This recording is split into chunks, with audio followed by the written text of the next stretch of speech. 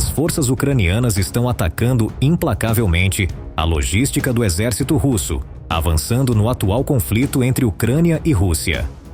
À medida que o conflito se intensifica, as forças ucranianas lançaram múltiplas operações direcionadas especificamente às linhas de suprimento logístico e energético do exército russo. Além de atacar estações de petróleo dentro das fronteiras russas, as forças e partisãs ucranianos têm constantemente focado seus esforços em interromper as linhas ferroviárias que atravessam as zonas controladas pela Rússia. A maioria das ferrovias no sul da Ucrânia sofreu danos significativos, principalmente por estarem conectadas à Crimeia. A logística russa tem enfrentado grandes reveses. A Rússia tem restaurado constantemente sua infraestrutura logística danificada, mas as forças ucranianas realizaram operações que causam danos ainda maiores a cada vez. No dia 13 de setembro, ocorreu um novo incidente na região de Zaporíjia. Drones ucranianos atacaram um trem que transportava petróleo do exército russo, provocando uma explosão massiva de vagões cheios de petróleo e um incêndio incontrolável no local. De acordo com o canal Telegram do Ministério de Situações de Emergência da região de Zaporíjia, o site oficial do Ministério da Defesa da Ucrânia confirmou o incidente. Qual foi o resultado dessa operação crucial? Hoje, mergulhamos nos detalhes dos últimos acontecimentos e conflitos da guerra ucraniana. Acompanhe conosco. Certifique-se de clicar no botão curtir para se manter atualizado com nosso conteúdo. Ative os alertas e inscreva-se em nosso canal para receber todas as informações de última hora.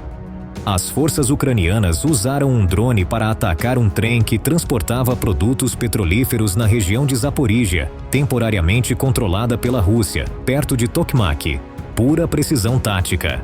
Relatórios no Telegram do Ministério de Situações de Emergência da região de Zaporíjia confirmam esse ataque. Os ataques convantes levaram a equipe do Ministério de Emergência russo, na região de Chernigov, a atuar para apagar as chamas em 3 vagões petroleiros. Havia 18 equipes no local e um sólido grupo de 52 especialistas. Apenas um caminhão de bombeiros foi utilizado. Eles alegam que não houve vítimas. Os danos ao trem ocorreram durante a noite, como mostrado em imagens e vídeos. No entanto, foi difícil conter totalmente o incêndio até várias horas após o incidente. Esta não é a primeira vez que os russos usam drones para atacar a logística ferroviária local. No final de junho, a equipe Ronin UAV do 65º OMBR publicou um vídeo mostrando sua missão de derrubar uma locomotiva com um drone FPV de longo alcance. Pura precisão tática. Ozinter S. Shahid localizou o local do acidente perto de Tokmak, a cerca de 30 quilômetros da linha de frente. No início de agosto, essa unidade voltou à carga, lançando múltiplos ataques contra a logística ferroviária e focando novamente na locomotiva. O que chamou a atenção em ambas as ocasiões foram as locomotivas que lideravam as plataformas ferroviárias vazias. Provavelmente isso visava proteger o trem de minas que pudessem ser colocadas nos trilhos. Em caso de explosão, a plataforma vazia recebe o impacto em vez de um trem caro ou uma carga valiosa. Isso é um movimento estratégico. Não podemos esquecer que as forças ucranianas eliminaram a estação de contrabateria russa, um OL-260 Dupark M1, em Zaporíjia, no final de agosto. Nas linhas de frente da 5ª Brigada de Reconhecimento de Artilharia, nossos operadores de drones de reconhecimento Shark, apoiados por HIMARS, realizaram um ataque de precisão, destruindo o alvo com um impacto direto do míssil GM-LRS. Missão cumprida. Especialistas independentes identificaram que os russos ergueram cercas metálicas ao lado da ponte de Kerch, na Crimeia, atualmente sob controle temporário, para proteger os pilares de concreto de possíveis ataques de drones de superfície e submarinos. O comprimento atual dessas cercas é de aproximadamente 600 metros. Análises recentes mostraram que as águas adjacentes à ponte agora abrigam quadrúpedes de concreto e estruturas metálicas parecidas com ouriços antitanque, que foram soldados entre si.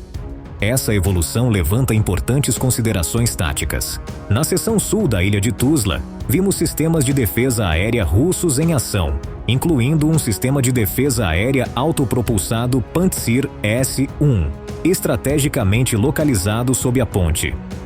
Fiquem alertas, amigos. No lado oposto da ilha, especialistas observaram múltiplos refletores angulares que aumentam as capacidades operacionais dos sistemas russos de guerra eletrônica. É provável que os mísseis e drones ucranianos sejam interceptados pelos tetraedros metálicos. No flanco sul da ponte de Kerch, as forças russas instalaram cerca de 10 postos de observação, ninhos de metralhadoras fortificados e instalações de defesa aérea. Tudo estrategicamente oculto sob redes de camuflagem. No dia 20 de agosto, vimos a construção do que parece ser uma segunda ponte perto da ponte de Kerch, na Crimeia, temporariamente controlada pela Rússia. Fique atento às atualizações sobre esta situação em desenvolvimento. Na quinta-feira, 12 de setembro, a Forbes informou que o exército ucraniano executou uma manobra impecável, rompendo com sucesso as linhas russas ao sul de Novi Put, a apenas 20 milhas da Kursk-Bulge, usando uma combinação de caças e veículos de engenharia. Temos uma verdadeira fera de engenharia em movimento, um clássico soviético Imerdov, equipado com um arado de minas, atravessando um aterro, fazendo uma manobra, enfrentando um segundo aterro e finalmente o cruzando. Enquanto isso, um avião não tripulado monitora a operação de cima e há pelo menos um tanque à espreita nas proximidades. Assim são as operações táticas em ação. O MR-2 adentrou o território russo após a descoberta inicial, mas acabou encontrando uma mina. Conforme relatado no artigo, as forças russas conseguiram deter o avanço das forças armadas ucranianas. Os analistas consideram a possibilidade de que esse avanço tenha sido uma manobra de reconhecimento estratégico, preparando o terreno para as próximas ofensivas da Operação Kursk. Este avanço pode muito bem ser parte de uma operação local surpresa ou um reconhecimento no local, preparando o cenário para as próximas ofensivas ucranianas destinadas a reforçar a Operação Kursk, indicou o relatório. Apesar da situação difícil no sul da Ucrânia e na Crimeia, a Batalha de Kursk, que mudou o rumo do conflito, continua a todo vapor. As Forças de Operações Especiais das Forças Armadas da Ucrânia lançaram um novo filme mostrando operações de combate dentro do território russo na região de Kursk. Este filme, gravado na região de Kursk, oferece uma rara visão do funcionamento interno de nossas unidades de combate em terreno hostil, declarou a equipe de imprensa das Forças de Operações Especiais. A atualização incorporou a declaração. Durante um recente confronto no distrito de Kursk, foi confirmada a morte de um soldado russo e que outros 2 ficaram feridos como resultado de uma emboscada realizada por uma unidade das Forças de Operações Especiais, USOF, contra tropas russas. O grupo de combate SOF ucraniano completou sua missão sem baixas, missão cumprida, e voltaram ilesos. O Departamento de Defesa dos Estados Unidos classificou como marginais as ações de contraofensiva das tropas russas no distrito de Kursk. Na última atualização, estamos observando que as forças russas estão tentando lançar uma contraofensiva na região de Kursk, declarou o porta-voz do Pentágono, o general Patrick Ryder, durante uma coletiva de imprensa. Ryder minimizou essas ações, classificando-as como menores, mas você pode apostar que o Pentágono está acompanhando de perto a situação. Hoje, o presidente da Ucrânia, Volodymyr Zelensky, informou que as forças russas iniciaram uma contraofensiva na região de Kursk. Ele destacou que o exército ucraniano está plenamente informado e preparado para esse acontecimento. A operação no distrito de Kursk começou em 6 de agosto e continua em pleno andamento.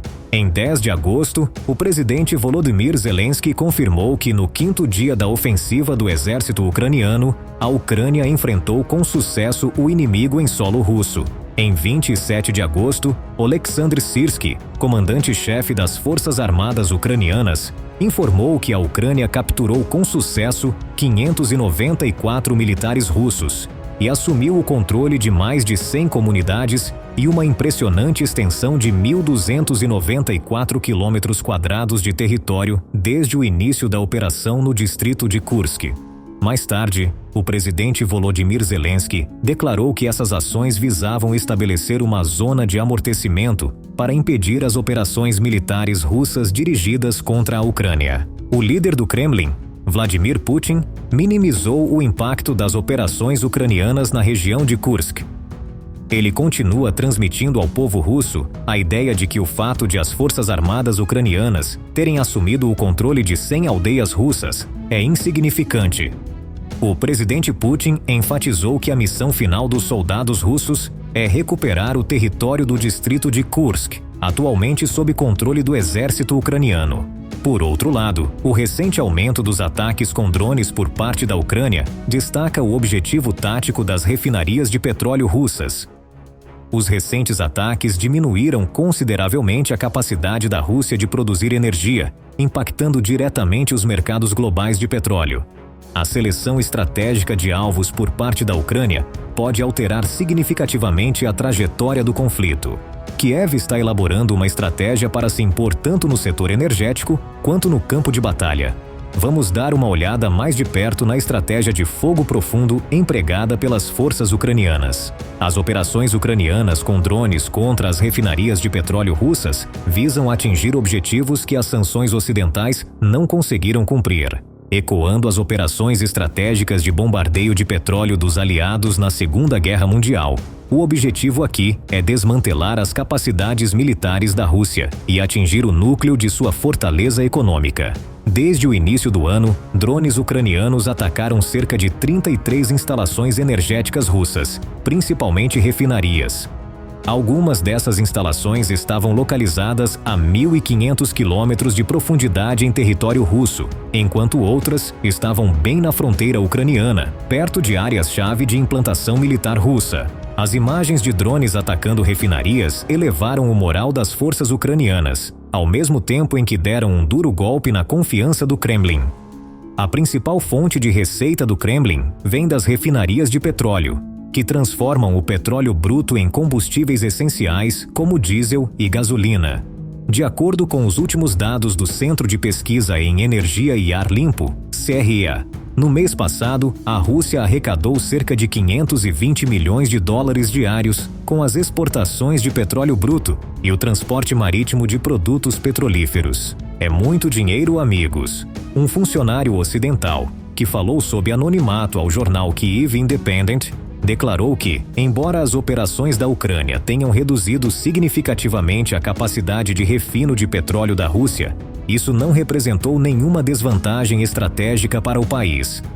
Esses ataques estão focados estrategicamente em atingir refinarias de gasolina cruciais para apoiar as forças da linha de frente da Rússia, em vez de afetar a economia como um todo. Um relatório do Instituto de Estudos de Energia de Oxford, ou IES, do Reino Unido, revela que os drones ucranianos são capazes de voar distâncias sem precedentes. E isso coloca diretamente no alvo mais de 50% da capacidade diária total de refino da Rússia, que chega a 3,7 milhões de barris. A Rússia afirma ter reforçado suas defesas aéreas na semana passada, garantindo que os ataques tiveram impacto mínimo. Talia Batman, chefe do Programa para a Rússia, Cáspio e Mar Negro na Agência Internacional de Energia, destacou que o setor petrolífero está dando sinais de uma situação mais grave do que se mostra publicamente, com a manipulação de números de produção e exportação. A situação é crítica, já que os ataques da Ucrânia estão minando a confiabilidade das importações russas de produtos petrolíferos. À medida que nos afastamos da Rússia, os operadores buscam fontes alternativas que ofereçam mais confiabilidade e consistência. Sergei Bakulenko, pesquisador sênior do Carnegie Russia Eurasia Center e ex-chefe de estratégia e inovação da Gazprom Neft, afirma que há operadores que continuam importando petróleo bruto e produtos petrolíferos russos baratos, sem se preocupar com a volatilidade e os riscos envolvidos. Ele destaca que depois que a Ucrânia lançou sua ousada ofensiva de drones contra 14 refinarias em março, os efeitos desses ataques foram claramente evidentes. O Centro de Pesquisa em Energia e Ar Limpo relata uma queda significativa na produção de gasolina, que despencou de 850 mil toneladas métricas por mês para 770 mil toneladas métricas durante abril e maio. Em julho, o refino de petróleo russo experimentou um declínio significativo de quase 17%. Os embarques marítimos registraram um aumento constante desde maio, mostrando a resiliência e o crescimento de nossas operações logísticas. No entanto, os níveis atuais ainda são inferiores aos dos 4 primeiros meses do ano. Isso provavelmente se deve às restrições governamentais e às exportações de gasolina que durarão até o final do ano, juntamente com as limitações da OPEC Plus durante os meses de verão. Segundo o Centro de Pesquisa em Energia e Ar Limpo, observamos um aumento nos volumes de exportação naval. No entanto, as receitas de agosto sofreram uma queda, caindo 7% em relação ao mês anterior. Do outro lado, certos analistas militares argumentam que o setor petrolífero russo é muito limitado para sentir um impacto significativo dos ataques com drones. Os drones podem ter um preço acessível, mas sua capacidade de carga útil varia entre 5 e 50 quilos. Isso é suficiente para comprometer componentes delicados das refinarias, como as torres de destilação, mas não para deixá-las completamente fora de operação. Permitir que a Ucrânia utilize mísseis de longo alcance de fabricação ocidental em território russo poderia mudar significativamente a dinâmica da situação. No entanto, também há desafios a serem enfrentados. Em primeiro lugar, é muito improvável que a Ucrânia use esses mísseis caros, que custam mais de $1 milhão, contra alvos de infraestrutura como refinarias de petróleo. Essa situação pode trazer desafios políticos significativos para o Ocidente. Apesar das dificuldades, os mísseis poderiam superar as capacidades de defesa aérea da Rússia, forçando-a a deslocar seu arsenal restante mais perto da linha de frente e mais longe das rotas críticas de fornecimento de petróleo. Frotas aprimoradas de drones, com maior capacidade de carga, poderiam penetrar de forma furtiva no espaço aéreo russo. Mísseis e drones trabalham em conjunto, oferecendo aos comandantes maior flexibilidade no campo de batalha. A maioria dos ataques teve como alvo refinarias de petróleo, em vez de instalações de produção ou equipamentos de vigilância. Os drones ucranianos estão focando em alvos de mísseis de longo alcance, com o objetivo de interromper as capacidades militares e de defesa da Rússia. Eles também miraram a infraestrutura energética russa, causando um golpe decisivo. A Rússia pode recorrer à Bielorrússia em busca de um movimento estratégico para compensar suas perdas, mesmo que a Ucrânia consiga controlar todas as refinarias acessíveis. Não se engane, a situação do setor petrolífero russo está longe de ser segura. O impacto dos embargos ocidentais está se tornando evidente.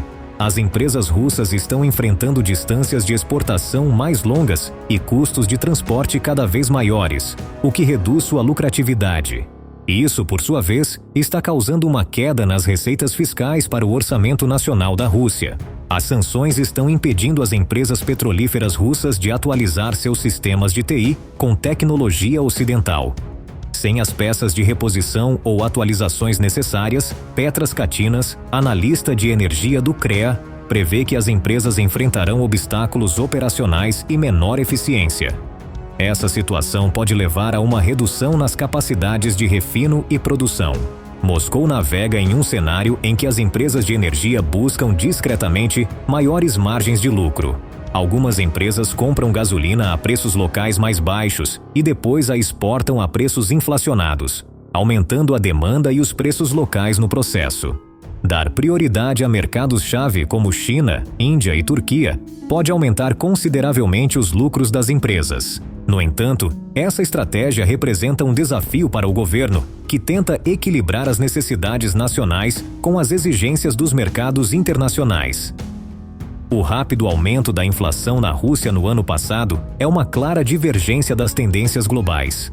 Após a pandemia de Covid-19, o mundo enfrentou picos significativos de inflação em 2021 e 2022, impulsionados principalmente pela alta dos preços das commodities e, em certa medida, pelas tensões geopolíticas decorrentes das ações da Rússia na Ucrânia. Para combater a inflação, os bancos centrais em todo o mundo tomaram medidas decisivas, aumentando as taxas de juros. Essas medidas estratégicas estão começando a dar resultado, e vários países estão experimentando taxas de inflação estáveis ou em queda. No entanto, a Rússia está resistindo a essa tendência. Recentemente, o Banco Central Russo voltou a aumentar sua taxa de referência em 1%, totalizando 19%. O Banco Central elevou as taxas para surpreendentes 20%, designando-as como nível de emergência.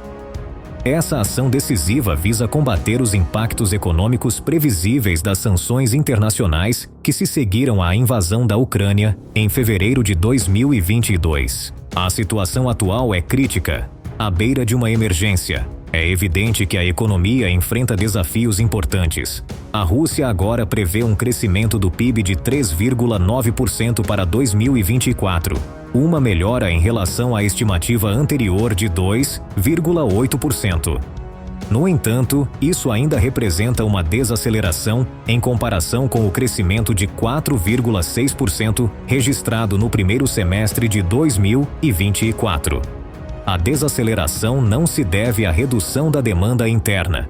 São as crescentes limitações da oferta e a queda da demanda externa que estão impulsionando essa mudança. Os fatores socioeconômicos adicionam outra camada de complexidade a esses desafios. Portanto, embora os números do PIB russo possam parecer sólidos na superfície, uma análise mais profunda revela alguns problemas graves por trás. O gasto público insustentável é um fator importante para impulsionar o crescimento, mas está esgotando nossas reservas e carece de apoio de investimentos estrangeiros ou da demanda real do mercado. Apesar dos grandes aumentos nas taxas de juros, está claro que os desafios que enfrentamos são mais intrincados do que o que a política monetária pode resolver sozinha. A inflação continua a subir. Os esforços do Banco Central para estabilizar a economia enfrentam desafios difíceis. Aumentar as taxas de juros pode agravar o problema em vez de resolver as questões subjacentes. A interseção de uma economia de guerra, sanções estrangeiras e desequilíbrios internos cria uma situação complexa e precária que exige soluções precisas e estratégicas. O que você acha que essa situação exige de nós? Deixe suas opiniões na seção de comentários. Tropas, seu apoio significa muito para nós. Obrigado por fazer parte da missão. Certifique-se de clicar no botão de curtir, ativar os alertas e se inscrever em nosso canal para receber as últimas atualizações. Até breve!